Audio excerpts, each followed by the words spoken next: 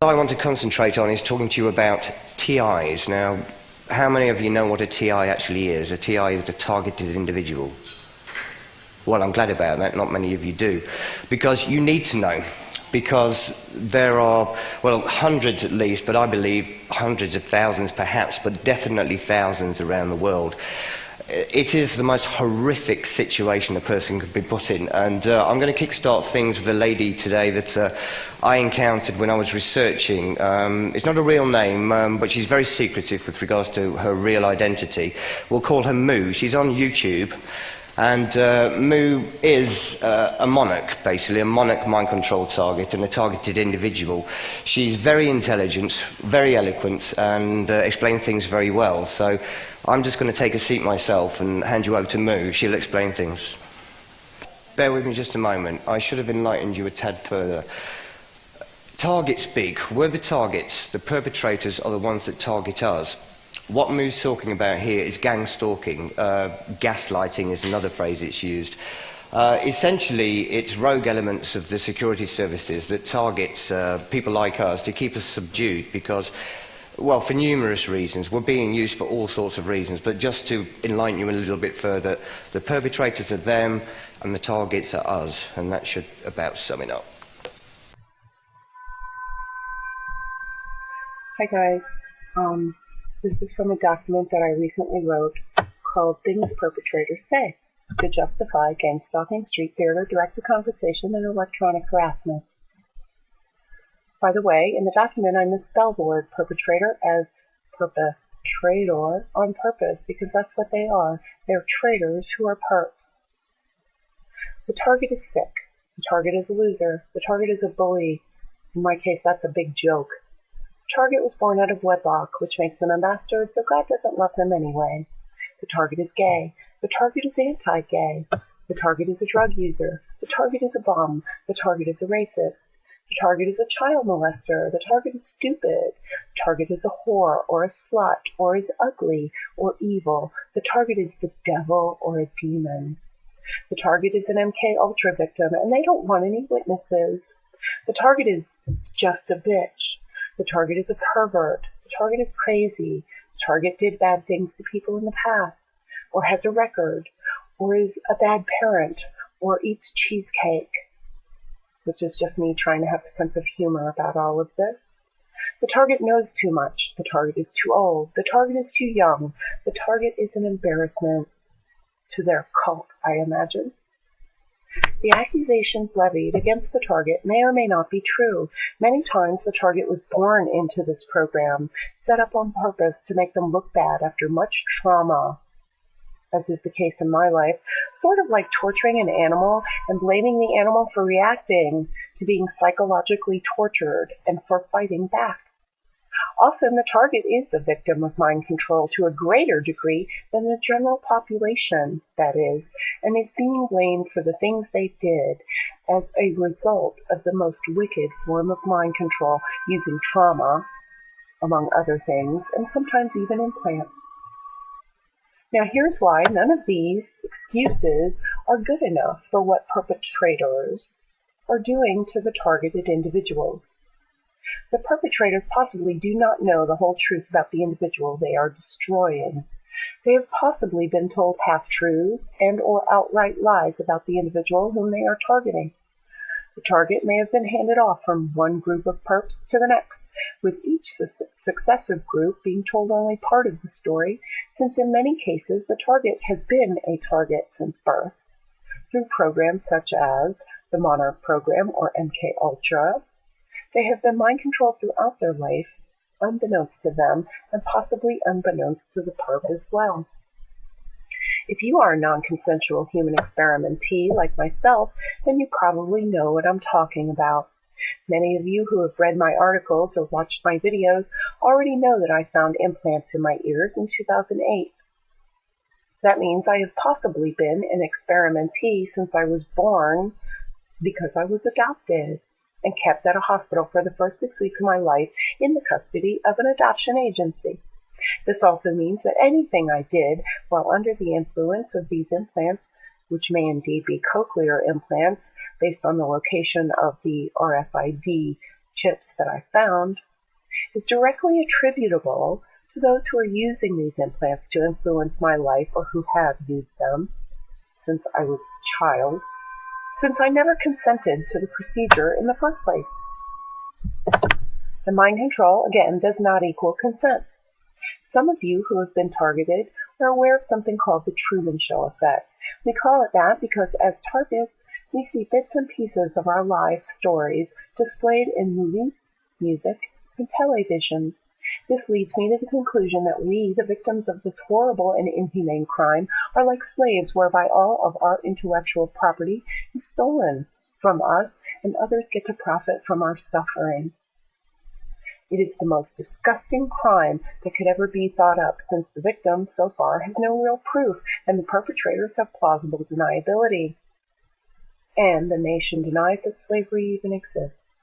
The scary part is that when I look back over my life, I have noticed this effect going on to some degree throughout it. One example of this is the fact that when I was very young, maybe about 6 or 7, I had this thought. What if the world around us that we see isn't actually real? What if it's like some kind of movie covering our field of vision? At the time, I had no idea about virtual reality, and this was how I put the concept into words. Years later, I would see Disney come out with the 365-degree movies at Epcot. Eventually, I would see the concept in movies such as The Matrix and Dark City. It seems to me that someone or some group has VIP access to the collective unconscious and is able to steal from people who are held down for just such a purpose. Some of you may see how this is done on both physical and metaphysical levels. Now it seems that is what I am seeing in this world. It is a world where we are made to believe that everyone has the same chance in life, but it is hardly the case. It has become a world where our intellectual property is stolen, and then they sell it back to us in the form of movies, music, and television. What if there's a whole section of the population going through this on some level?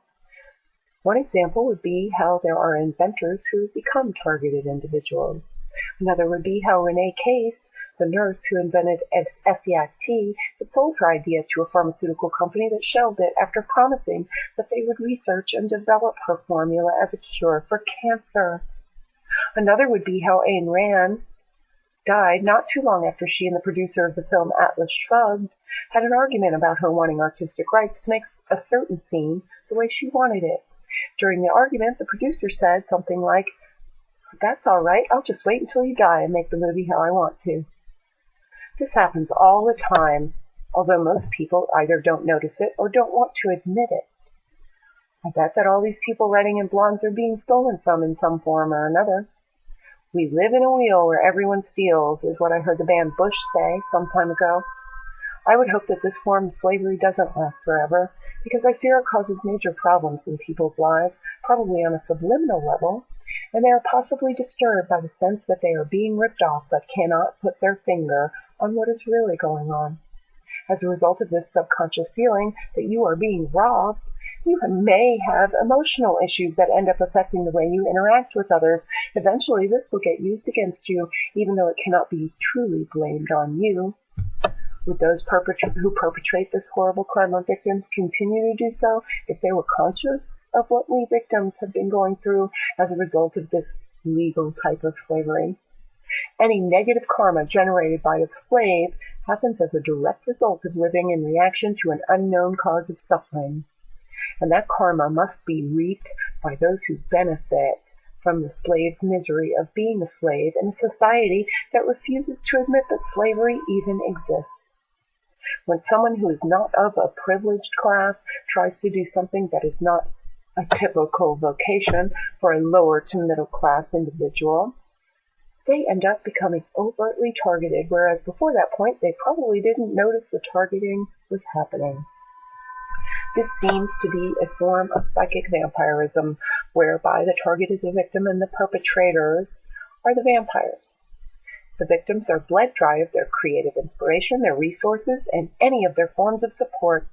The targets are made to look crazy with the evil technologies being used against them, whether through the use of implants, as in my case, or some form of heterodyning, occult magic, negative thought forms, or directed energy weapons. I have researched enough to know they have a huge arsenal at their disposal. I am led to wonder if all targets are set up since birth. Are we told a big lie about how this is the land of the free and the home of the brave, and how this country is all about liberty and justice for all, while everyone else knows the truth but aren't telling? Does everyone know that we targets who were used since birth by the vampires all around us are targets, and we don't? I have been told that I'm a ritual sacrifice, which is why my life looks like someone upstairs was playing a big joke on me. And if you've seen my other videos about symbolism and language, you'll understand what I'm talking about. Numerology does seem to play some kind of a role in the lives of various targeted individuals I have met.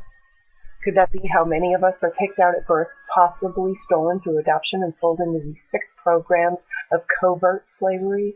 I guarantee that if you are a real target, you either have the number 12 or the number 11 in your numerology, if not both. And if not that, then I bet you might have the letters A-N in your name somewhere, especially if combined with a C or CH.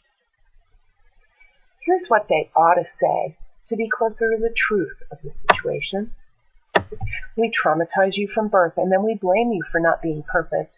We make you nuts and then blame you for being that way. We steal from you on so many levels and then blame you for feeling the need to hold on to things, which we call selfishness. We torture your mind and then blame you for reacting to it. We steal your intellectual property and then blame you for feeling disturbed. We ruin your life and then blame you for not being able to make your way in the world. We turn your whole life upside down and then blame you for being negative. We cause you physical and mental problems, but then deny you disability. We program you from birth and then blame you for not being what you were supposed to be had we not messed with your head in the first place. And in my case, we make you spend half your childhood in a house full of mirrors and then blame you for being a narcissist. Also, in my case, we place every importance on your body as a woman and then blame you for being too focused on your body. Ladies and gentlemen, this is the world of the double bind, designed to cause cognitive dissonance in those who are the designated sacrifices. Problem, reaction, solution. They cause the problem in you and accuse you of being the problem, and then demonize you for your reaction, and the apparent solution is torturing you to death. I even heard one of them tell me that we are just food for them. Well, let them reap that karma, all of it, in my humble opinion, and I'm about tired of this crap. Are we? Yeah. Yeah, no, that is real. This lady is being tortured to death. She is a ritual sacrifice, as she said. This is happening all over the world. I'm also one of those people. I've spent months, years of my life in isolation being targeted with directed energy weapons. In a moment, I'm going to show you what's inside of me. I am literally wired up internally from my head to my feet with technology. They spent years convincing me as well, but I'm also property of the British Army. I'm a psychological warfare operative. I've got to bring this above board. People have to know this. They need to know this. I've survived so many attempts on my life, it's unbelievable. But I'll perhaps go into some of that a little bit later on. I think I should move on straight away now to showing you. I might need your help in a moment, mate.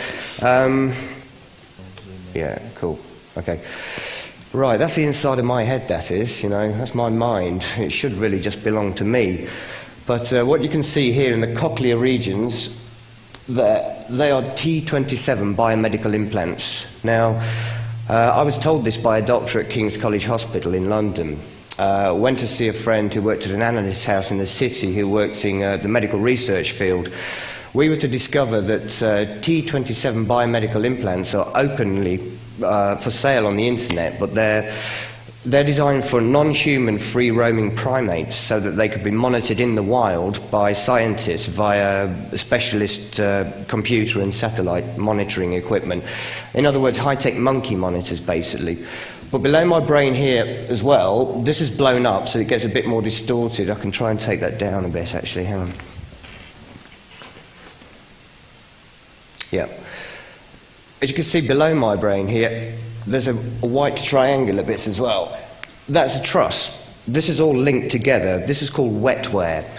Now, I'll move on to the next one in a moment, but you'll also see that there are probes inserted into my brain. Now, most of you these days will at least use a mobile phone or a laptop, as this one can be linked to the internet via wireless, via ELF radio waves. That's extremely low frequency radio waves which can penetrate human tissue. My brain is linked up to military computers, hence I can be completely taken control of because they can enter my brain. The computer it's linked up to can instantly translate all of my brain's electrical activity into pictures, words, even smells. You really have no idea how advanced this technology is. They're just starting to write about it in the newspapers now, and they're purporting that these sorts of things are going to be possible in about 17 years' time.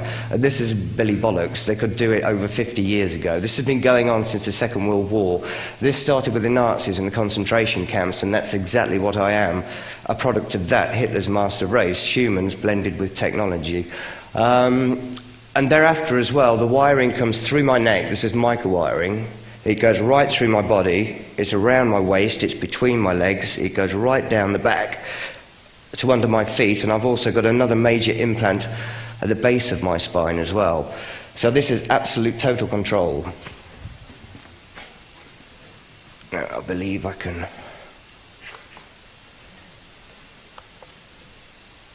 Oh, it's not closed. Just let me see if I can... That's that one again. Voila.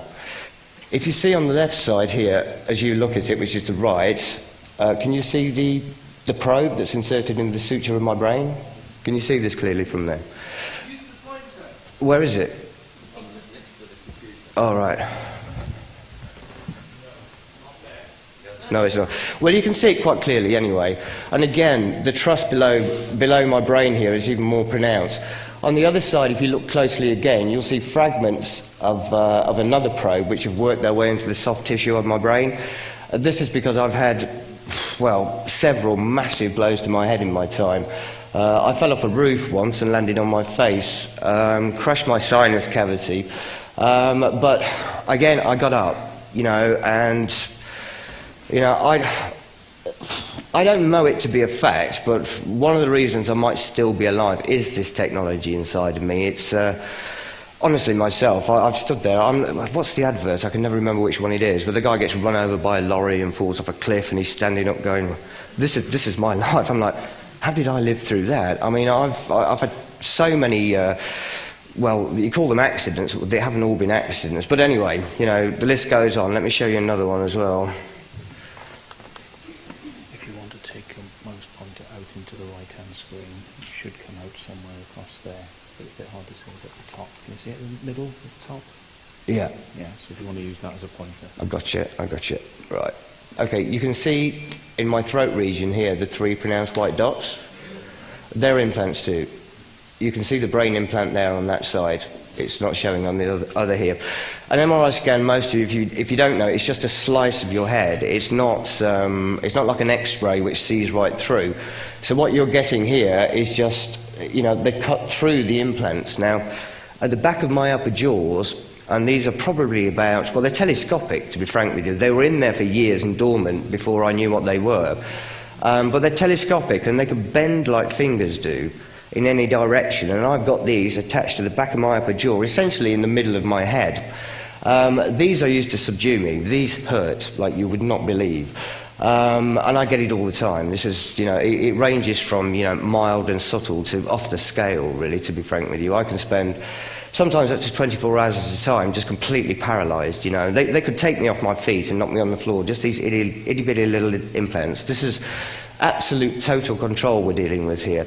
Is there anybody that's looking at those scans that's not convinced that this is legitimate? Good, I'm pleased to hear it. Because I've also got a letter from a doctor that's PhD level educated stating that you don't need any medical training whatsoever to see, that these are foreign bodies. But when I had these scans done, and they're taken on separate machines at different hospitals, both reports that came back said there were no abnormalities. It was my GP that got me the copies of the scans, and I took them.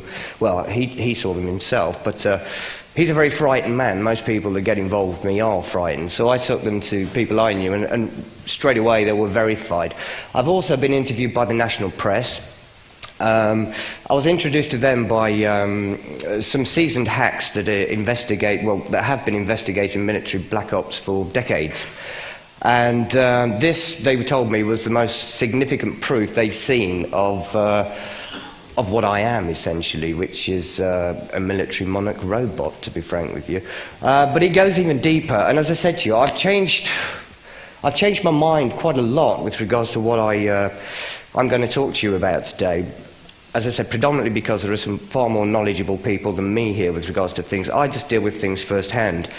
And it was quite a long time before I was able to accept what I'm told I am myself. My life really is representative of one big conspiracy.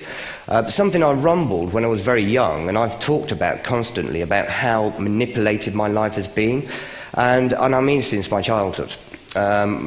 I'm not going to go into detail here and now about this, but my family are totally complicit with this. I'm from a military family, and I was quite exceptional at sport when I was young as well. I really had still have it to a degree, the agility of a cat. But I was being blocked in just about everything I tried to do in life. When I left school, I was on £50 a week from the European champions, but not really totally in the fold. I was a bit of I had an overdeveloped sense of fun, I was told, and I was rather wayward in some ways, but nonetheless I was a teenager, and I was at the top club in the country, and but my life was being manipulated in all sorts of ways, and I became very, very aware of this, and consequently very, very independent. But went on in life ultimately to own my own company in the corporate media sector. And it was after 9/11, I was a media specialist as well, so I dealt with the magazines, the newspapers, television stations and the like. And after 9/11, like everybody, I was, wow, and I've always been a bit of a gobshite, but people have generally, listened to me by and large, because a little bit like Miles, I just tell it, as I see things, and regardless of the consequences. So I started speaking about things, and people listened.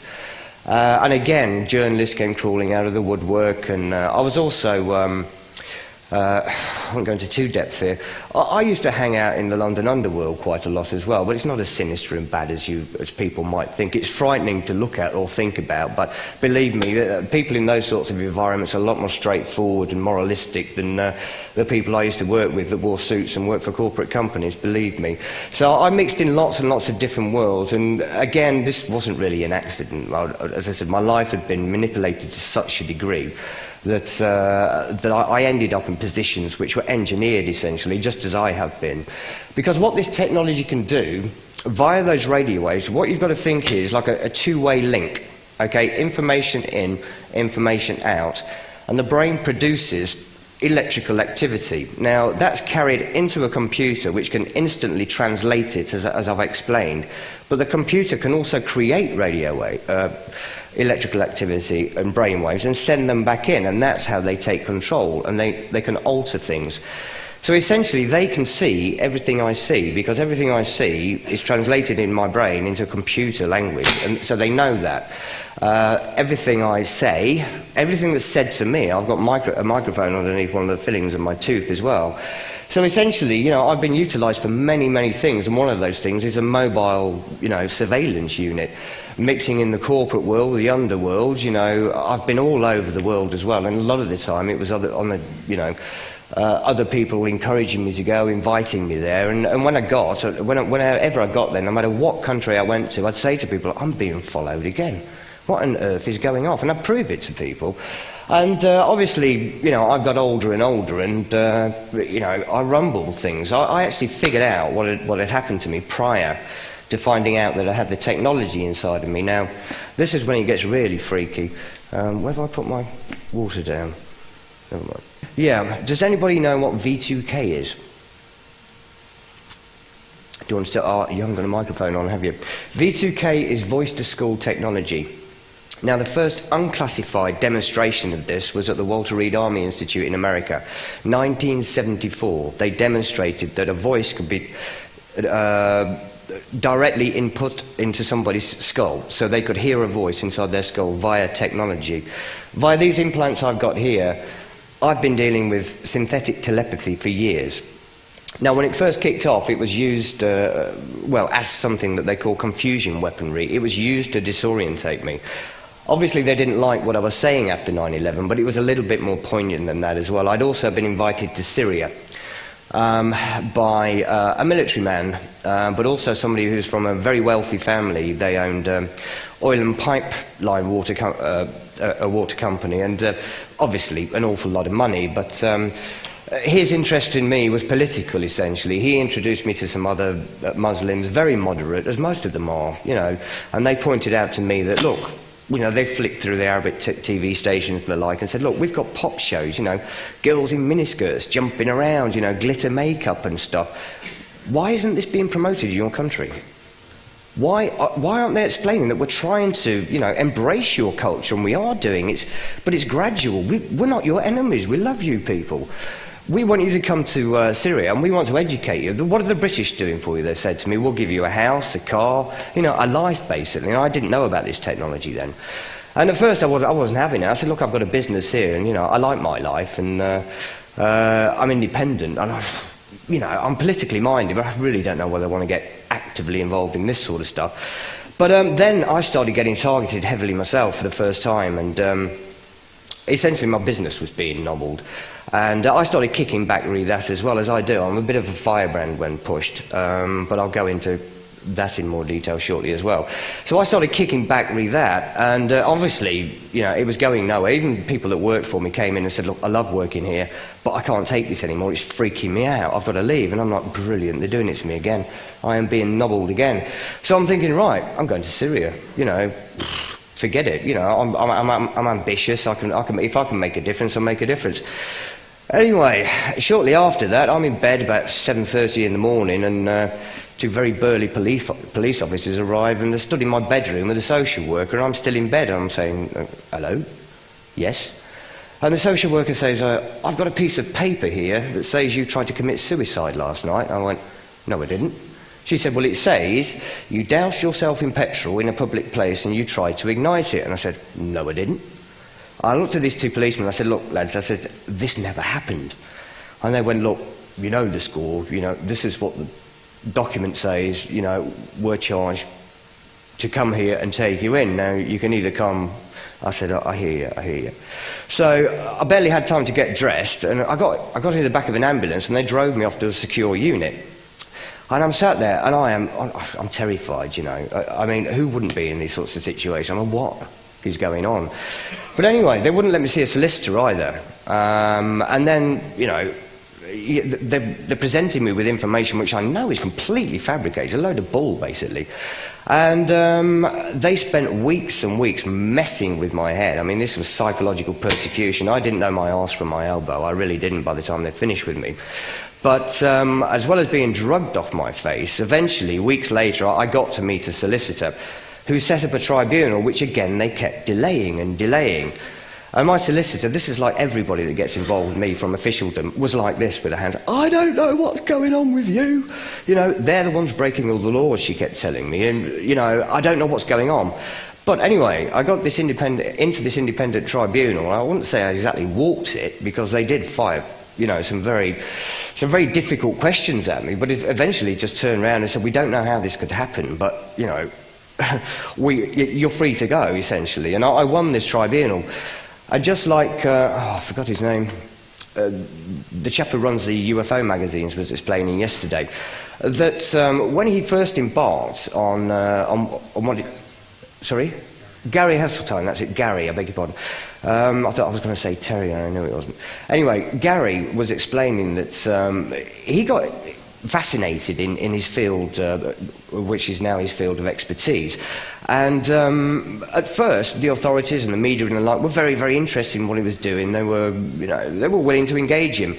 But the more information he got, in our naivety, people in this situation think, brilliant, you know, this is going to snowball. The authorities and the media are going to be really, really interested in this. Well, the same thing happened to me. I won 2 tribunals. The more information and proof I got, the less people were willing to communicate with me. Now, that's the state of play with me and the psychiatric services now, because I voluntarily went to see a whole team of them a couple of years ago, and they concluded, look, you're beyond, you know, our combined educations.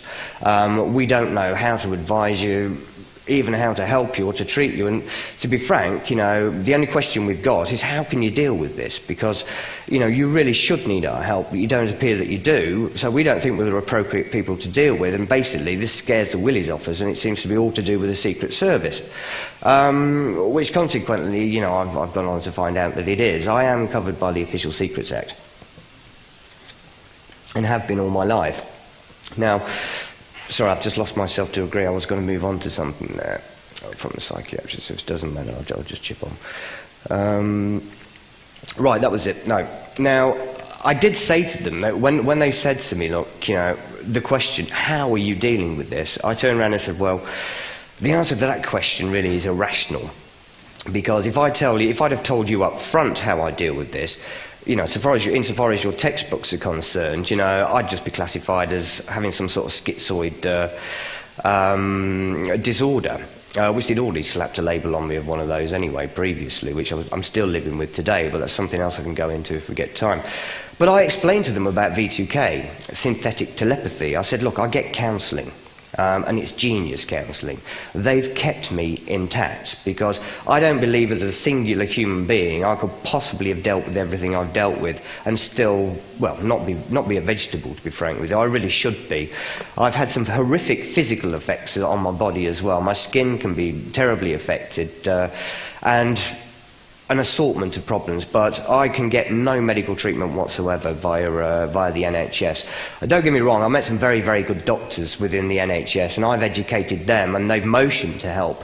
But again, subsequently, they just become unavailable to me, and I end up dealing with some dickhead, to be frank. Excuse my French, I do tend to swear, smoke, and drink like a trooper, even though, you know, as far as I'm concerned, I'm not or really shouldn't be one. But anyway, yeah, so I wind up on my own all the time. But the V2K, this is what's difficult with me. I can tell people like yourselves, you know, what I know to be facts, you know, what I actually believe, and what I don't know.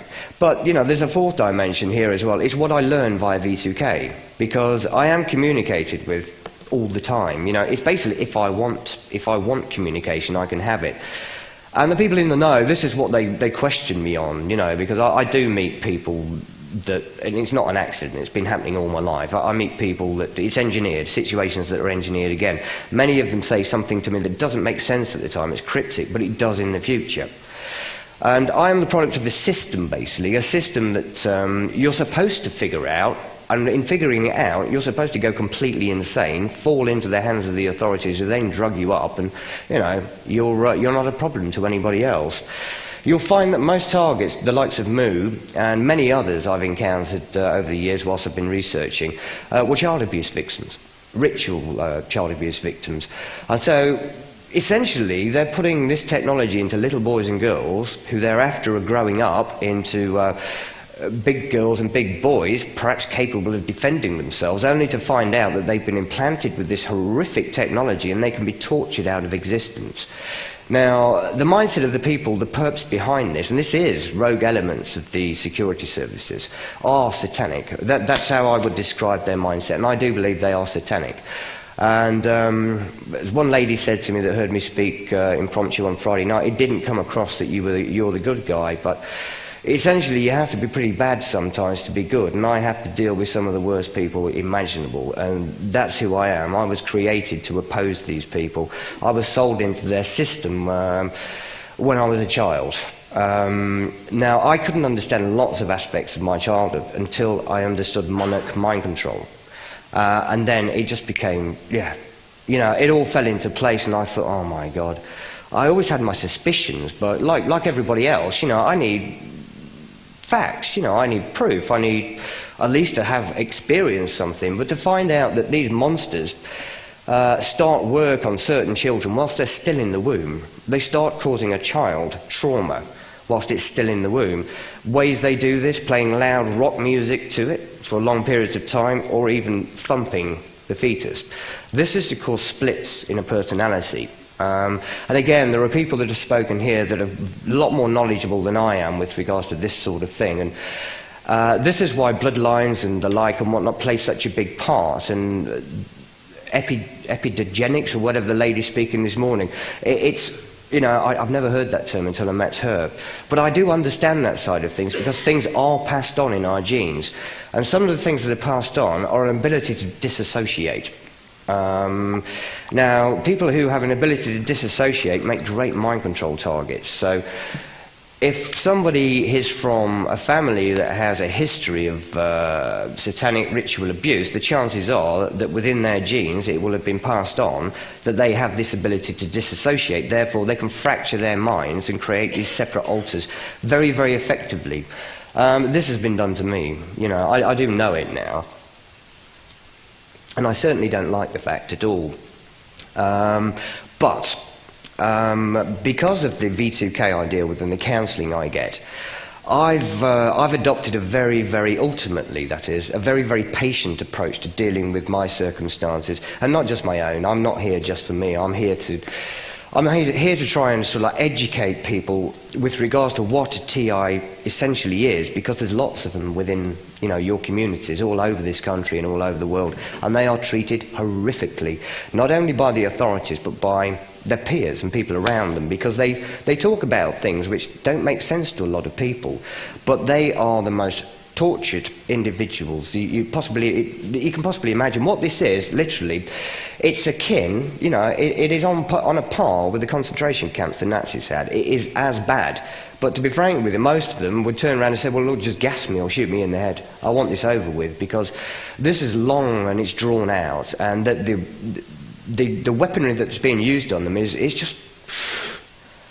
It's as bad as things get. I mean, this is microwave technology. I had an email sent to me just before things kick off. It said they like to warn you up front as to what's afoot. And it was a cat in a microwave oven. And if you press number 1, it started to get a bit worried. You know, and if you pressed number 2, it really started to feel it. And you went up the scale till it was screaming and pulling its hair out and saying, let me out, let me out. I thought this was a bit sick, but mildly amusing at the time, but it was purposely sent to me as what we call a trigger, a psychological trigger. Now, this is to cause you distress in the future, because when they start microwaving you, all these things come back. Now, I've had these sorts of things done to me all my life. I've been triggered up, basically. And every now and then I will go through a bit of an episode where they'll be hitting me with psychological triggers, and it will start messing with my head, and I have to deal with this. But I've become very proficient at doing so, and I've turned a massive corner now. And as I said, initially the V2K was used to disorientate me and make it difficult for me to function and exist. But that has completely turned about now. It's never detrimental. I get the most incredible psychological support you can imagine, and that is a part of who I am. An intrinsic part. Where it's going from here, I don't know. But essentially, there are things that I'm still stood here thinking, man, should I talk about this? Should I tell them about that? But I suppose I should emphasise that what I said earlier about, there are things about my life which I know to be facts. This technology in my head and the rest of my body is a fact, you know. I can be taken complete control of. It's a fact, because I've had the demonstrations. They can put pictures in my head, videos in my head, sounds, whatever. They can influence me in an infinite amount of ways. But there's what I don't know. This is a conjecture I've learned, you know, from research. And there's what I learned via V2K. Now, if what I've learned via V2K is true, you know, wow, you know, we are looking at something quite incredible. And to be honest with you, no, I'd be out here like a rat in a trap if they take this stuff out of me. As I said on Friday night, I would live like Bob Marley given half a chance. I'd play football and mess about. I won't swear this time either. But I really don't have any choice. And this is how I'm pacified, you know, in my mind, because they explain things to me. They give me justification. They tell me that I've saved the lives of untold amounts of children and also prevented a nuclear war in the future, because I am literally linked up to a computer, and they play war games with my mind. I'm put into situations where I have to negotiate. Our country is under threat, and it's usually the bloody Americans I'm dealing with as well, to be frank with you. And I'm told all this, and I can be sat. I remember this vividly. I'm looking at a drape in my friend's house, a lace drape, and on there they just. It looks like it's project, but it's done in my head. They show a mushroom cloud of a nuclear bomb going off, and they pass it on me like this. They say, "Look, Kieran, you've prevented this. We cannot justify having stolen your life and taken it away, but you have prevented this." And honestly, my attitude a lot of the time is, and excuse my swearing, I do swear, but I'm entitled to, given what's been done to me. Bollocks is what I tell them. Just as I said to the doctor that told me what was wrong with me. But no, they persist, and they explain it to me, and they see me through things, and they carry me through. And every time I might be sort of like wilting to a degree, they'll pick me up. But this doesn't mean to say that I get an easy ride, because as they explained to me, there are a lot of people that do want me dead. And I am targeted all the time with directed energy weaponry. In the 2 weeks coming up to this, Miles was calling me up. And I'm no way am I an alcoholic. I usually drink about twice a week, but I do like to get bladdered at times because, you can escape. And when you're wearing this stuff, it does help to a degree. And I also smoke dope too. Because that is the mind control target's drug of choice. I'm nearly 50, so I should really have given that up by now and whatever. But, when your mind is being shut down by technological means and whatever, if you can smoke something that'll open it back up again, wow, brilliant. Because I will not take NHS drugs, psychiatric drugs and the like. I've tried them, because I've thought myself I must be schizo. And I've got there, I thought, all right, leap of faith, I'll give them a go. But they're not. They exacerbate things. They make things far, far worse. And, again, as I put it, when the reporter, asked me from the newspaper, I said, look, it just makes life a bag of shit, basically. It's not worth living, It's bad enough dealing with what I'm dealing with, let alone when I've got those in the system as well. So, no, I don't need them, and I'm not going anywhere near them. And thankfully, they're not trying to pump me full of them anymore either, because they have been used, literally. They've given me the chemical cosh without the antidotes, knowing full well that I was going out to an isolated place. And I spent 2.5 days climbing the walls in this place before I managed to get to a hospital and find a doctor who established that I needed an antidote to this and should have had it. Under no means, circumstances whatsoever, should I have been given this drug without the others. And this sort of thing has been done to me purposely. And this has been done by NHS staff. And this is how targets are treated. And the general populace needs to know this. These people, the likes of Moo, they need help. I've needed help a lot more than I do now. I can cope. I shouldn't really say I can cope, because I shouldn't be coping with it. It is horrific. But this is a technological concentration camp. They've got people in their own homes implanted with this technology. Doctors are denying it, actively denying it as well, because a lot of them are totally aware of it, and they're being targeted with microwave weaponry and assorted other stuff as well, and for various reasons, sometimes just to experiment on them. And Moo, for instance, is a single mother. They seem to be the preferable ones, essentially because they're vulnerable, really. Their priority is to always put their child first. They don't have partners. Mind control targets generally cannot hold down relationships. It's nigh on impossible. It's for someone who's not dealing with what a TI deals with. It's incomprehensible to most, and also it's extreme, and it's hardly sort of like life-enhancing either. It is a horror show, literally a horror show. And I know for a fact that the newspapers know this in this country. They've interviewed me, launched an investigation, and then told me that they've been censored. I know that they know it in the mainstream media across the board. I know politicians know it. I've got a letter from the House of Commons acknowledging this technology inside of me. I've met twice with my MP, Riet, and I also took him a man that had flown in from South America, a British man that was paying thousands of pounds to have operations, to have the technology taken out of him. And he got on a plane after fleeing an operating theatre, still with open wounds, because they'd knocked him out with general anaesthetic, come in and put more stuff into him, and he'd refused to let them near him again. Come to see me, and I took him directly to my doctor and then to my MP. My MP flatly refused to help at that point. consequently, I lost my rag at him and spoke my mind. But I'm glad I did. And I've not finished with him either, because I've told a lot of people like him that they're going to be seeing me again. I'm going to go full circle. I'm going to revisit things. I'm going to have them, basically. But first of all, the general populace needs to wake up with what's going on, because your children, the next generation of children, are all going to have microchips inserted into their brains. It is going to happen. It is going to be their first experience of life, neurosurgery, an injection straight into the brain. Once this has happened, you know, there can be no political dissent in the future. Everybody will be assigned a sort of job to do. They will robotise our society. What's inside of me, yes, is large. You know, this is extensive stuff, but it was put into me in 1975. You know, technology has advanced so far since between then and now that we're dealing with nanotechnology. This is practically impossible to detect with modern scanning equipment. And it's just one injection into a vein. The implant opens up like an umbrella. It's carried around your system and it's logged into your brain, and everything that can be done to me with this rig up I've got inside of me can then thereafter be done to that child or that human being. And believe me, I've seen the information that this relates to. The American government has bought millions and millions of these chips from a German company. They haven't bought them not to use them. The mainstream media at the moment is conditioning people to accept it. I've got a blog, and I think the last post I put on there was a BBC article explaining that they're going to be able to treat drug addicts and people with post-traumatic stress and depression and the like by putting a chip into the brain, because they can erase memories. They can make them forget that they were a heroin addict. Well, this is brilliant. But the thing is, they're lying through their teeth all the time. What they're doing is trying to get people to accept it. And if people accept it, they're doing a sell job on us. If we accept it, we can't oppose it.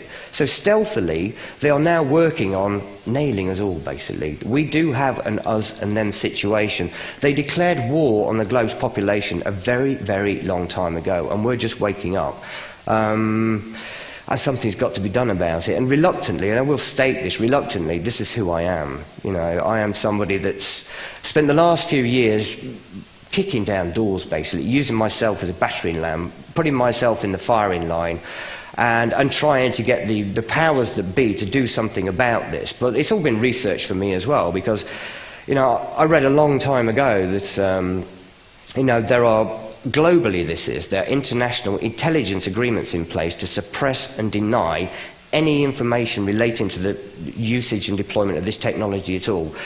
And I guarantee you there is, because I've tested everything, everywhere. I've been everywhere.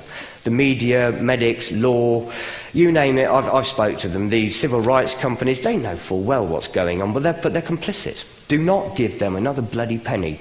People in this country are being tortured out of existence, tortured to death. And I told them a couple of weeks ago, look, you're complicit, because if you read one article, the general populace would start to believe this. But when they're told the sorts of things that I'm telling you now, they automatically think to themselves, nah, it can't be happening, because if it was happening, Liberty or Amnesty International would be saying something about this, surely. And the fact that they aren't, you know, does amount to complicity, because they know this, and I've nailed them on it, because I'm a salesman, a board-level salesperson, and I didn't lead with my chin, and I got put onto somebody quite senior there, and I did it on purpose to test things, and I've been doing that, you know, all over the place. When I walk into my local police station, it's like Keystone Cops. It's like, oh, God, he's here again. You know, because I nail them, and they're like, look, we want to help Kieran, you know, we know an amount, but it's like, what can we do? And I said, well, look, give me a list of names and locations, and I'll go around and shoot them in the face. And I mean it, you know, because these people are that bad, and we have to stop them. But no, I'm not for a moment going to suggest that we have a violent uprising. We wouldn't have a bloody chance. We can change things. We can change things massively, but we have to change them politically. But if we're going to change them, first of all, we need options.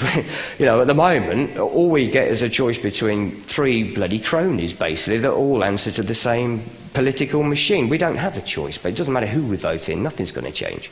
Nothing is going to change. We do need all the things that they promise us, transparency and openness and the like, before the elections. You know, this is what we need, literally, we do. And it's not going to happen until we make it happen. Our politicians, as things stand at the moment, are not going to change the world. They're not going to improve things. They can make laws, they can legislate to a degree, And they could start wars. Engineers. Engineers are the ones that can make a better world. We've already got, you know, the options of clean energy. We all know this, particularly an educated crowd like yourselves. The solutions are there and in place. And it is a brass tack, you know. If we don't do something and do something very soon and bring about some change, we are, well, our children's children at least, you know, I mean, forget it. But the planet's going to die on us, and they're actively instigating this. But I'm not going to go off on my eco-warrior bit. I'm going to try and come back onto something that's more relevant to me. I must admit I'm a little bit disturbed. I've got more of a double chin than I thought. This is winding me up. Right, okay. So, me, yeah. You know, a lot of people recently have kind of been chasing me for my life story. The journalists, man, they're honest. They're like, Kieran, you're not going to be alive for much longer. This has got to live on beyond. I'm like, cheers, you know, thank brilliant.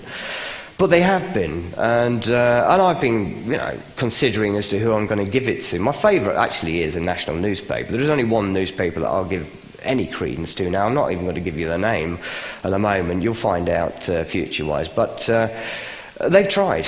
They really have tried. They told me, we want to go to print on this, Kieran. We really do. But this is unprecedented for us. We don't even know what authority we're dealing with. But we do know you're telling the truth. And if you think we don't want to report on this, think again.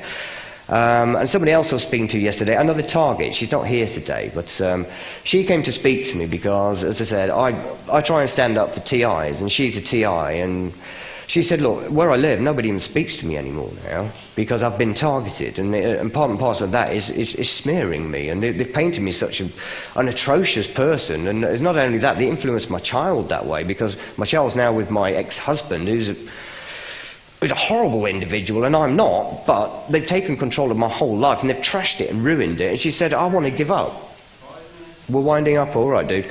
So essentially, yeah, I mean, what can we do? I mean, I'm going to be speaking again before long. This is a bit of a precursor for me. I wanted to learn from people here, you know, decide myself exactly what message I want to convey, but essentially I get very frustrated with documentaries the like and sometimes lectures, because they tell us what the score is, but then we all go away with a head full of things thinking, well, what can we do, you know, because you've all seen Moo up there. If you could help Moo, wouldn't you help Moo?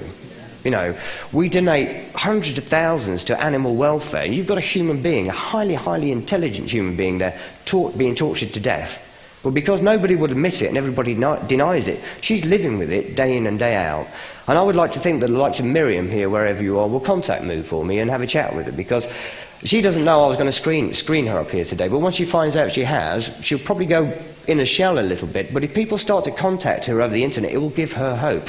And Moo's only one target. There are thousands around the world, and she's in contact with others. They need our help. And that's what I'm trying to do, is expose their plight.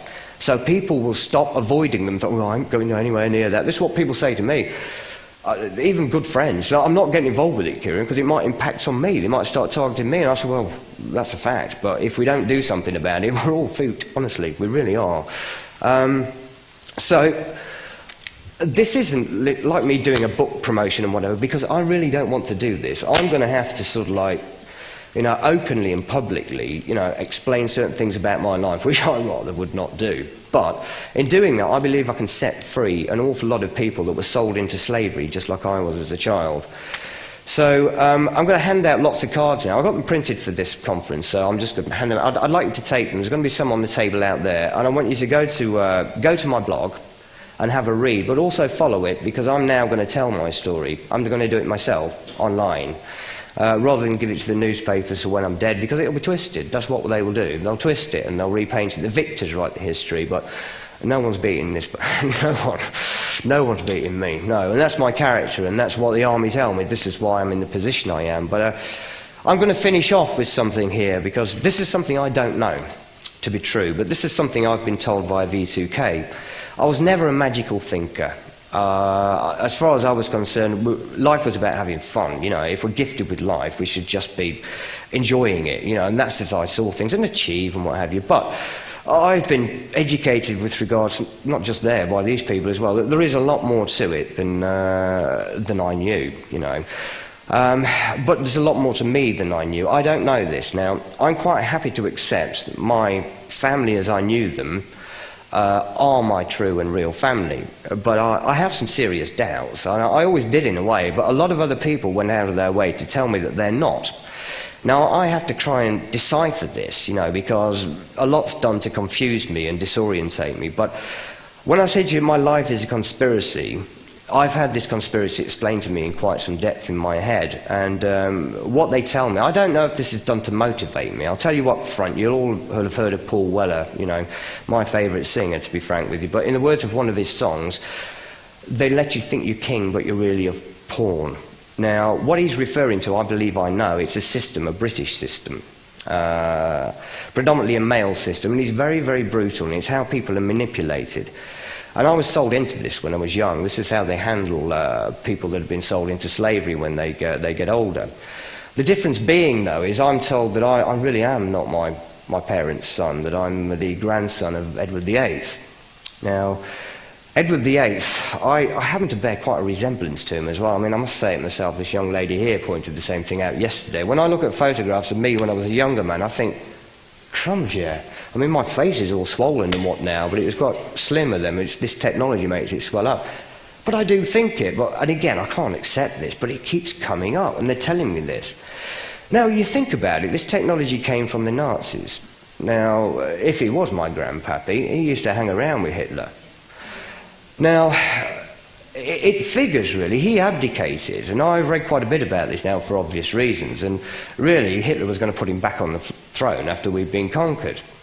Now, I believe the Second World War was part of one big conspiracy, and things have just continued beyond. Now, if this is true, and don't quote me on this, because I don't know it to be a fact at all, and I'm quite happy, to accept that it's not the case. But if it is true, it makes complete sense that the British Army then took me in and put me into this system which is really designed around, you must have heard the words, I didn't know about any of that, I get it all told in my head. Have you heard the words, Kieran? If he is a true king, he will be sold into slavery as a child, and he will fight his way out of it. Times. I'm just finishing on that line. I was just about to say, this is who I'm told I am. I don't know it to be a fact, but we'll see. I could well be your true king. You never know.